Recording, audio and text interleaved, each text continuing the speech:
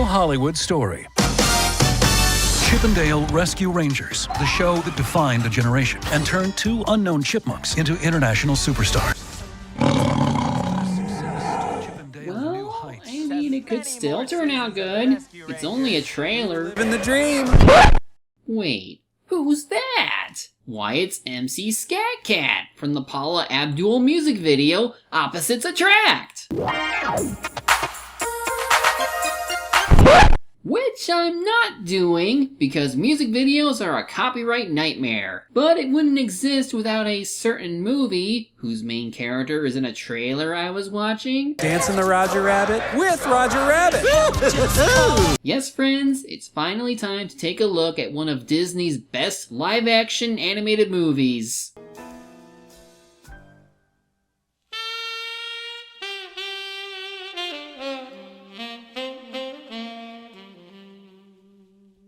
Who Framed Roger Rabbit was a movie adaptation to Gary Wolfe's 1981 novel, Who Censored Roger Rabbit. The director behind this movie is Robert Zemeckis, who wasn't as well known as he is now, and it was in development as far back as 1981. For something that's been through a bunch of test runs and production companies, we still get a pretty awesome noir film that made Disney proud. But to understand why this film surpassed its source material, we need to really get into it. So, let's do some investigating. Right away, we're treated to a cartoon in the style of a Looney Tunes short. But instead of Bugs and Daffy, we have our title character, voiced by Charles Flesher. He must take care of one baby Herman, voiced by April Winchell, while the mother is away. Because if he doesn't, he's going back to the science lab.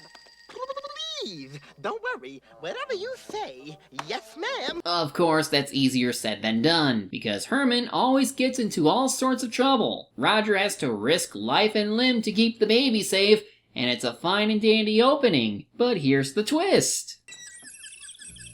Cut! Alright, that's it, cut! Cut! What the hell is wrong with that take? The baby can talk! And he's actually voiced by Lou Hirsch. Okay, the actual twist is that these cartoons are working in a film set. Unlike the book's story, which uses comic strip icons like Dick Tracy and Beetle Bailey, here these characters come from animated cartoons. The setting also shifts from the 1980s in the book to the 1940s here, during the Hollywood Golden Age. In terms of animation, Zemeckis and crew did their best to make these cartoons feel real in the live-action settings. It doesn't exactly hold up nowadays, but I can imagine this looking really convincing back when this came out on whatever film screen it was on. Plus, the actors were given details for where the animated characters are at any given moment, so that the delivery could feel more natural. There's more regarding themes, but let's get acquainted with our main human character. Meet Eddie Valiant, played by the late Bob Hoskins. He's asked to tail Roger Rabbit's wife, Jessica, because she's been acting strange as of late. The person who gave him this job is R.K. Maroon, played by Alan Taverne. He's Roger's boss and the director of Maroon Cartoons. And because our hero has to investigate a toon, he's afraid that he'll end up going to Toontown. This will play into Eddie's character later, but also it'll be interesting to see and compare it to the book counterpart. But first, a musical chairs gag. Kinda jumpy, aren't you, Valiant? It's just Dumbo. I know who it is. I got him on loan from Disney. Now, the original novel implied the existence of various real-life comic strip characters, so the movie does the same thing by incorporating licensed characters from many creators and studios. It makes sense, because it's a chance for other companies to market their characters.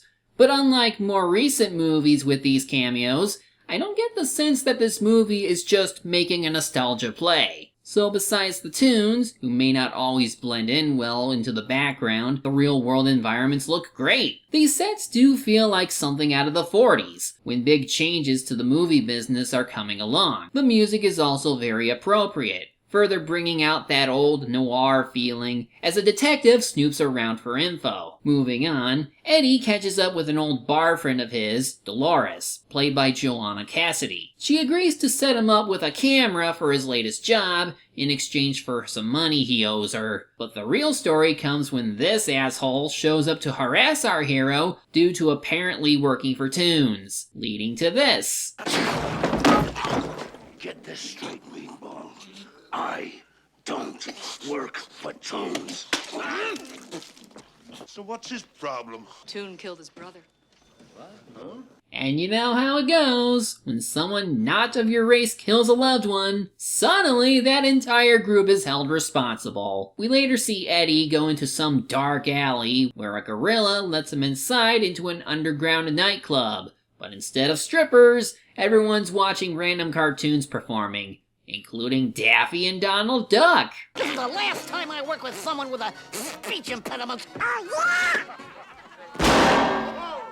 This means war. Considering that this movie is more focused on the original content and not the licensed characters, I don't mind if stuff like this is short and sweet, since these two together don't distract from the main mystery story. Having them here is a nice touch. Speaking of nice touch, here we have Marvin Acme, played by Stubby K. He's the owner of the Acme Corporation, based on the Warner Brothers brand. And he is also quite a joker, if these gags are anything to go by. And he's obviously not happy with these shenanigans, but even he can appreciate some Betty Boop. Work's been kind of slow since cartoons went to color. But I still got it, Eddie. Boop boop-be-doo. Yeah, you still got it. Eddie notices Acme sprucing himself up for the next performance, which involves Jessica Rabbit. But there's something to be said about a human dating an anthropomorphic rabbit. If that was actually the case... Plenty money, 1922.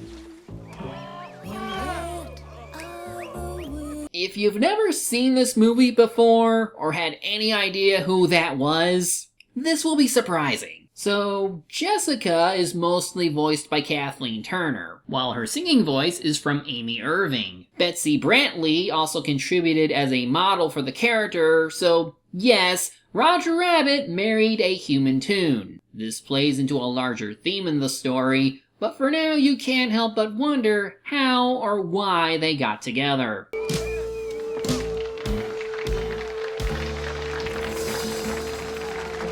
At least we know why Acme wants to see her, and as for that story theme, well, let's get on that point with this scene, which may have been cut from certain film releases. Who you calling a chump, chimp? And don't let me catch your peeping face around here again. Got it? Ooga booga! Yeah, so toons are an analogy for marginalized groups during the 1940s. The novel was more in tune with the concept of institutional racism, so the movie tries to follow those same messages. To complicate matters, there is another dividing line amongst the toons, between the human-looking ones and the barnyards, which might be referring to the animal toons. The movie isn't as attuned to the themes of the book, but it does not shy away from them either. At any rate, Eddie tracks down Acme and Jessica, and he's about to catch them in the act of...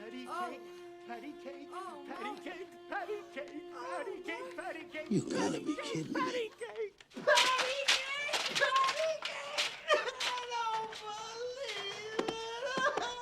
As upsetting as it sounds, I really have to wonder how it's possible for a human and a toon to have... Oh, that patty cake. Okay, never mind. Well, hopefully a drink of alcohol can make things better.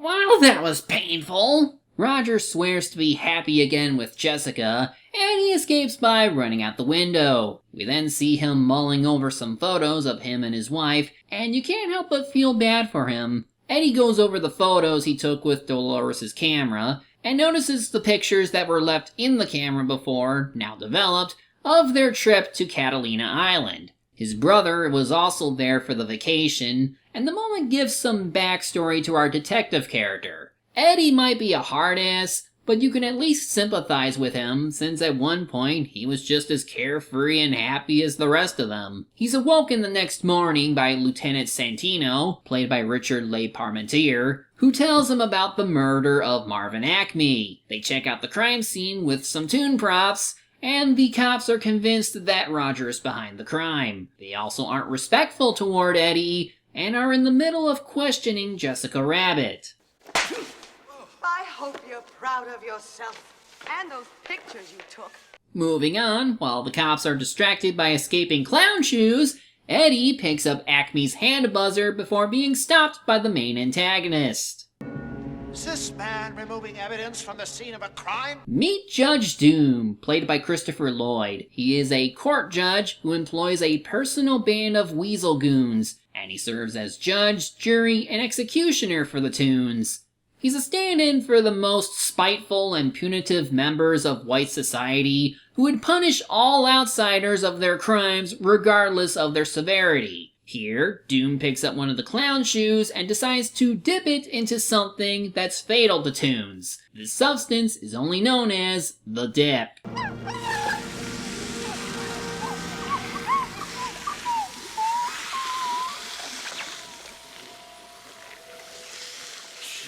In the book, it said that salt water can dissolve a toon into nothing. But here, the dip is made of 3 different chemicals that melt them down into, like, ink?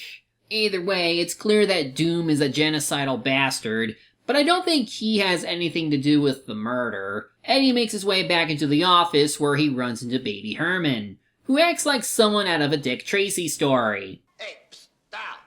Why don't you run downstairs and get me a racing form? Oh! Okay, I'm going. The ladies mean, huh? My problem is I got a 50-year-old lust and a 3-year-old dinky. Oh hey, a line from the book. Also, ew. Herman explains the reasons why Roger is innocent in the case. Because Acme had a will, which was to leave Toontown to the Toons once he's gone. So what's there to gain from killing the guy? So whoever is behind the murder wants that promise to never see the light of day. And it's not like Roger to murder a guy he hates. Still, given how rude Herman is to him, Eddie decides to do this. Save your money for a pair of elevator shoes. No, you don't! Oh, no! My stogie!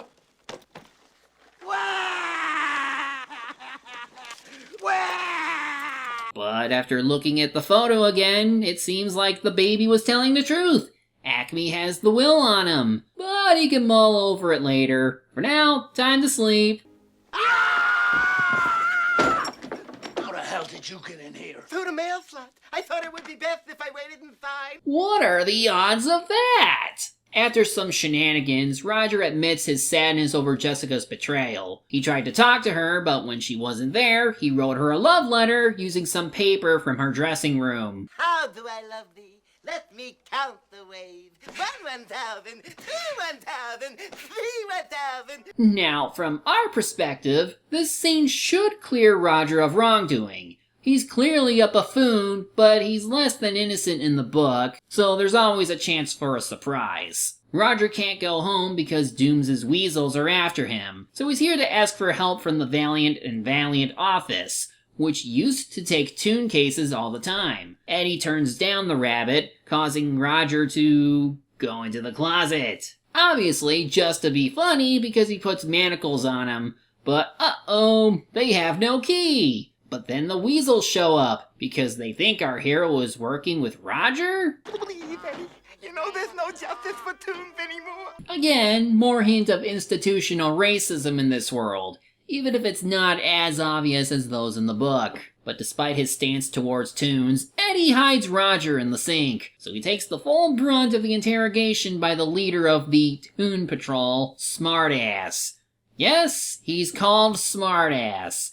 I'd say Disney is bold for including so many curse words here, but this movie was distributed by one of their other divisions, Buena Vista Pictures. There's a bit where Eddie puts soap in his mouth, which causes the others to laugh at their boss. So Smartass obviously beats up his lackeys because... You know what happens when you can't stop laughing? One of these days you're gonna die laughing. And that's apparently something exclusive to them. I'm not kidding. Once the patrol is gone, Eddie takes Roger to Dolores' bar, where they're taken to a special room used during the Prohibition era. While he gets the cuffs off, Roger slips out of his end. Do you mean to tell me that you could have taken your hand out of that cuff at any time? No, not at any time. Only when it was funny. In any case, Eddie now thinks that R.K. Maroon is the murderer because he's the one with the most to lose from Acme's will. He goes back into his office to pore over the evidence, but that's where he runs into Jessica. You gotta have the rabbit to make the scam work. No, I love my husband. You've got me all wrong. You don't know how hard it is being a woman looking the way I do. You don't know how hard it is being a man looking at a woman looking the way you do. I'm not bad. I'm just drawn that way. So, how does that line from the book work in this reality? It's clear that Jessica is the femme fatale of this story, given her design and actions. Maybe she has a role in the murder, but we'll see. For now, Dolores shows up and mistakes Eddie for hitting on Jessica, but the moment doesn't last long. Dolores claims that Maroon isn't after the will. Instead, it's a transit company called Cloverleaf, though why it wants Toontown is a mystery. The heroes have until midnight to figure things out, but Roger doesn't help matters when he puts on a show for the bar patrons. I love to make the pain. Believe me, it's no strain. It feels so great to scratch a plate and look at me. No pain, no pain, no pain, no pain. It really is amazing how well they're able to have the cartoons interact with real-world items. This isn't the first time a film like this was done, but that interactivity shows how far we've come in terms of blending live action and animation. Naturally, Eddie scolds Roger for giving himself away, but the rabbit offers this response. Our laugh can be a very powerful thing. Why, sometimes in life, it's the only weapon we have. Well, we can test that, because Doom and the Toon Patrol show up. He puts a bounty on the rabbit's head, and it looks like one of the bar customers ratted out our heroes. Well, say hello, Harvey.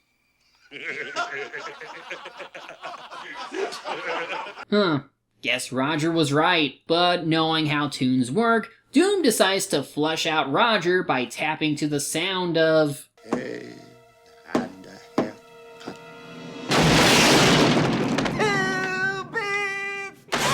But before the rabbit gets executed, Eddie remembers what happened when Roger was offered a drink. He tries to pull that off, but it requires a bit of trickery this time. I don't. You do. I don't. You don't. I do. You don't. I do. You don't. Listen, when I say I do, that means I do.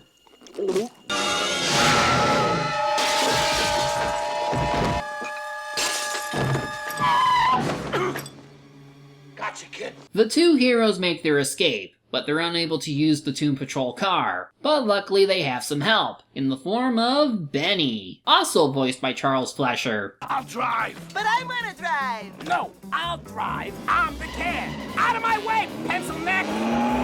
How about this weather, huh?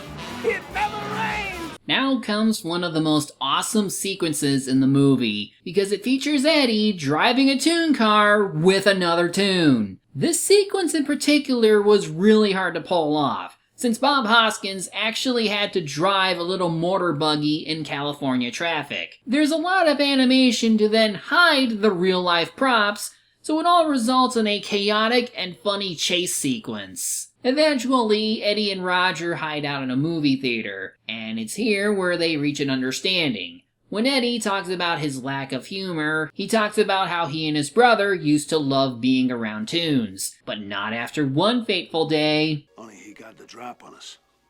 Literally. Dropped the piano on us from 15 stories. Broke my arm. Said he never made it. I never did find out who that guy was.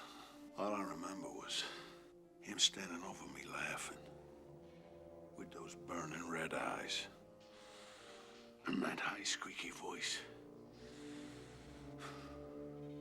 He disappeared into Toontown after that. Yeah, that would do it. Granted, while something like that would make you lose your sense of humor, would it really make you hate all toons? What if the one who killed your brother was human? Either way, Roger cries about the memory, but Eddie says he doesn't blame him for what happened. Hell, he even apologized for his recent behavior. Dolores is also in the theater, and it does seem like she and Eddie are taking steps to rekindle their relationship. They plan on fleeing town, but then they learn that Cloverleaf is acquiring Maroon Studios. That could only mean one thing. That's the connection. So Eddie and Roger go to Maroon's studio. Roger is asked to stay behind while Eddie shakes up the director.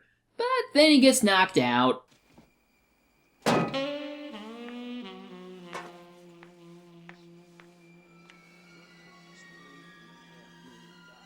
I always knew she was trouble. Back over to Eddie, he sees Maroon looking really scared, like something will happen to him if things don't go his way. Our hero pushes the director on his connection to Cloverleaf, and we finally learn that this company wanted to buy up Acme and Maroon. They got Maroon to get those photos so they could use them to blackmail Acme. Of course, the director never wanted to destroy all the tunes, because how is his studio going to survive without them? But before he goes on, a gunman sneaks in and silences him.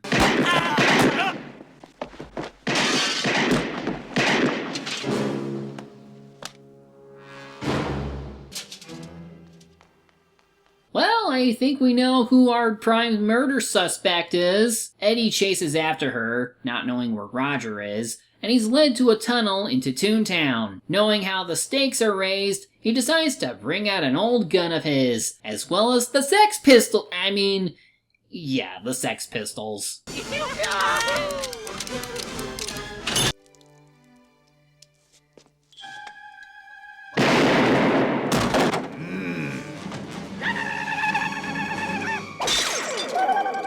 Good thing they shot that one now, so it doesn't become too problematic later. Anyway, the tunnel seems normal, until he reaches the red curtain. Smile, you'll know this old world is a great world after all. I know I mentioned One Piece's Whole Cake Island a lot, but this time, we really are there. I'll leave it up to all of you to guess how many animation references are on screen. As for Toontown itself...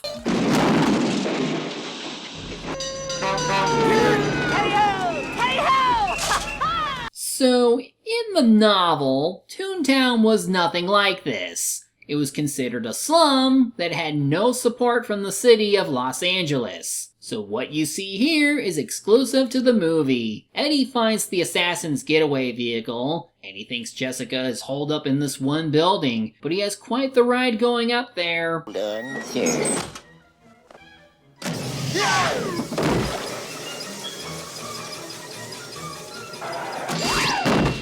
But whoops, turns out the woman he saw wasn't Jessica. It's June Foray as... Lena Hyena? Eddie runs, but ends up falling off the building. On the way down, he runs into Mickey Mouse and Bugs Bunny. And before I forget, this was one of Mel Blanc's last movies, which featured some of the characters he voiced. Not a bad final act, I must say. Getting back on topic, Eddie asks for a spare, but he doesn't specify, so... Ah, no! Aw, poor fella. Yeah, ain't I a stinker? Luckily, Lena saves him, only to kiss him after. But she wants more, and he has to find a way to redirect her attention. Well, that was fun. But now, fun time over. Time to go into a dark and scary alleyway. And here's Jessica Rabbit to finish the job. I always knew I'd get it in Toontown. Behind you! Oh, well, thank you. So, she's actually been helping our heroes all along, and the longer pistol belongs to none other than Doom. That's right! You'll never stop me!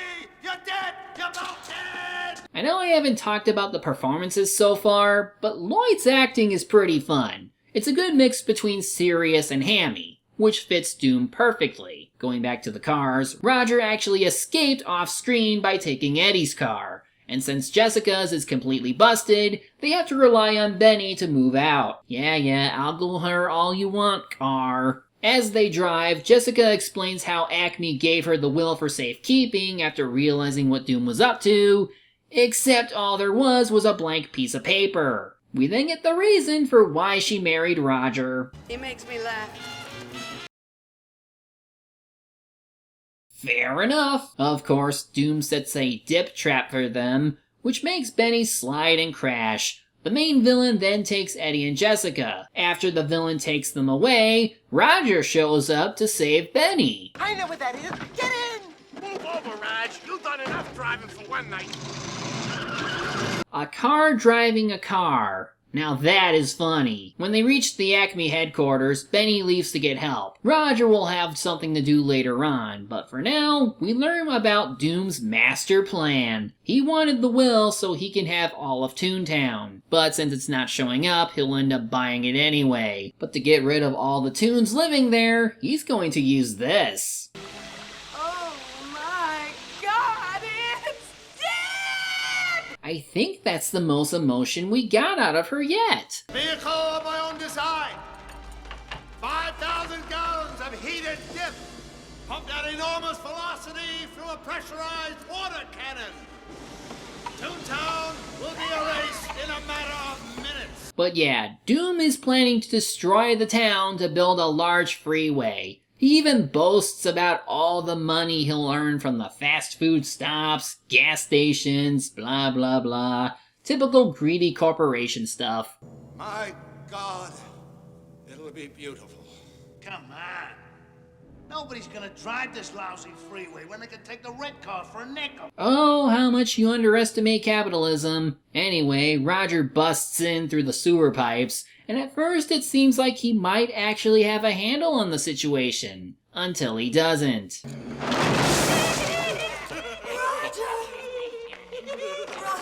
say something. Look, stars! Ready when you are, Raoul. So they tie up the two rabbits while leaving Eddie alone. Not that he can do anything anyway, so that as soon as midnight strikes, they'll perish with the town. Of course, Doom's little slip-up reminds Eddie of the Weasel's one weakness: laughter.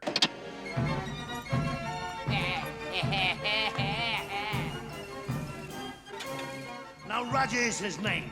Laughter is his game. Come on, you dope, untie his rope and watch him go insane. And one by one, the weasels die of laughter and turn into ghosts. All except Smartass. He gets the worst fate of all.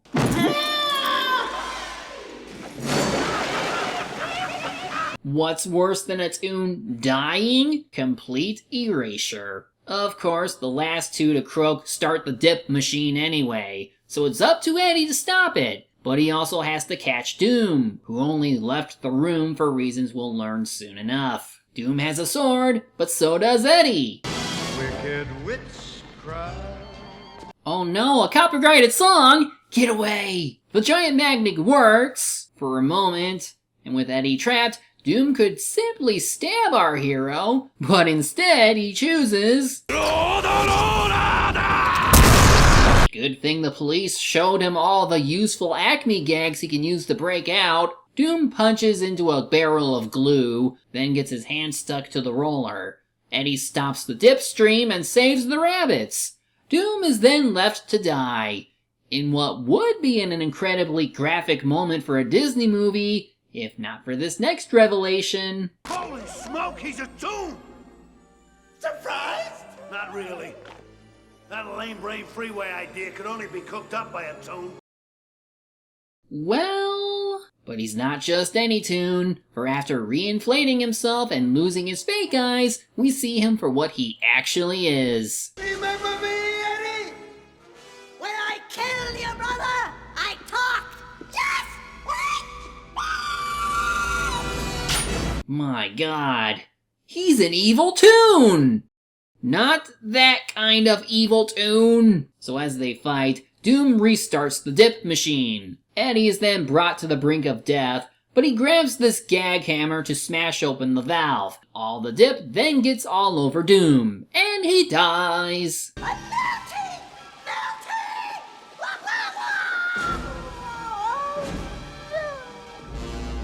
Eddie still has to get the rabbits out of harm's way, and the machine finally stops when a train runs over it. After washing the floor with water, he lets the rabbits down. Just in time as the police show up with Benny, and Eddie confirms that Doom was behind everything, including his brother's death. But what kind of Toon was he? I wonder who he really was. I'll tell you one thing, Doc.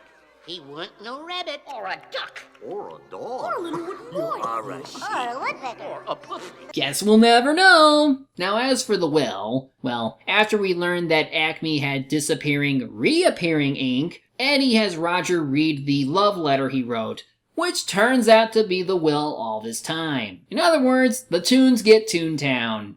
Happy ending for everyone, including Eddie. Does this answer your question?